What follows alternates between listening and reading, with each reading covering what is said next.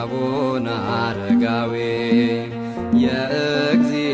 የእግዚአብሔር ባህታዊ ጽድቅ ያበራል ዘላለም በስም ተማጽኖ ያፈረ የለም። አቡነ አረጋዊ የእግዚአብሔር ባህታዊ ጽድቅ ያበራል ዘላለም በስም ተማጽኖ ያፈረ የለም። አቡነ አረጋዊ የእግዚአብሔር ባህታዊ ጽድቅ ያበራል ዘላለም በስም ተማጽኖ ያፈረ የለም።